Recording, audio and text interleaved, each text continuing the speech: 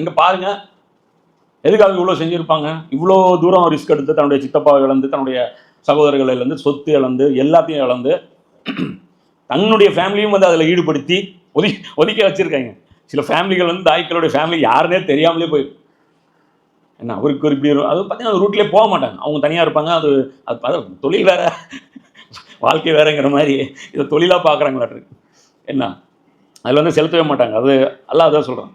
அல்லாவை அறிஞ்சு கொள்ளணும் அப்படின்னா நீதியை நிலைநாட்டுங்க. நீதியை நிலைநாட்டினீங்கன்னா அல்லாவை தெரிஞ்சுக்குங்க.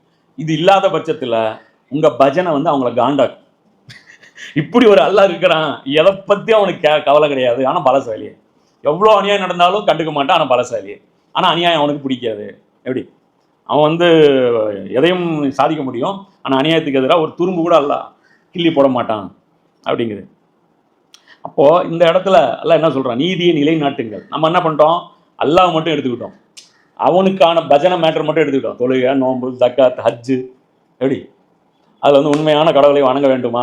Only visiting card, squid game visiting card மாதிரி நம்ம விசிட்டிங் கார்டு அங்கங்கே சப்ளை பண்ணுறோம். வாங்க கேம் விளாட்லாம்.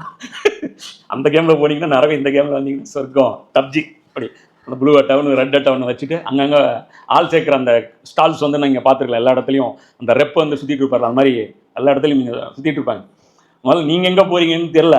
அதில் வந்து நீதி பிரித்தா அல்ல எப்படி அது கம்பைன் பண்ணுறான் பாருங்க. சுபானல்லாஹ். நிசாலையும் வந்து கொண்டு வரான், இங்கேயும் கொண்டு வரான். அங்கே ஒரு செக்கு, இங்கே ஒரு செக்கு, இங்கே ரெண்டும் மிக்ஸு, இது ரெண்டும் மிக்ஸு. நீதி எடுத்துட்டிங்கன்னா நீ அல்லாஹ்வை வந்து நீ பார்க்க முடியும். அப்போ அதனால தான் நீங்கள் இன்றைக்கி இருக்கக்கூடிய சவுதியில் நீங்கள் என்னதான் அந்த இஸ்லாமை உலகத்துக்கே காட்டினாலும் ஒரு பய கண்டுக்க மாட்டாங்க. போருங்க, தம்சம் தண்ணி எப்படிப்பட்டது தெரியுமா? அதில் வந்து பாக்டீரியா இல்லை, அதனால் இஸ்லாத்தை ஏற்றுக்க.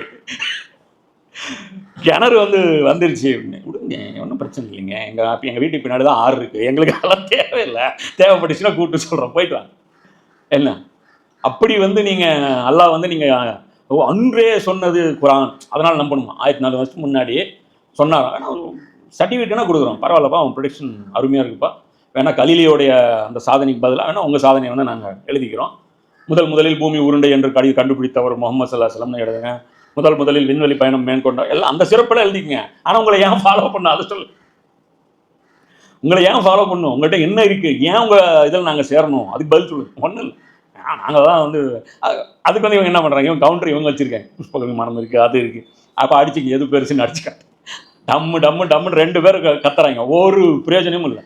அதுவுமே மக்கள் வந்து காதில் போட்டுக்கிறது இல்லை. அந்த உலகத்தை வந்து உற்று நோக்கிறாங்க பாருங்க. அந்த ஒரு அக்கறையோடு பார்க்கக்கூடியவங்க இருக்காங்களே, அவங்க மத்தியில் நம்ம வந்து ஒரு செல்லா காசு.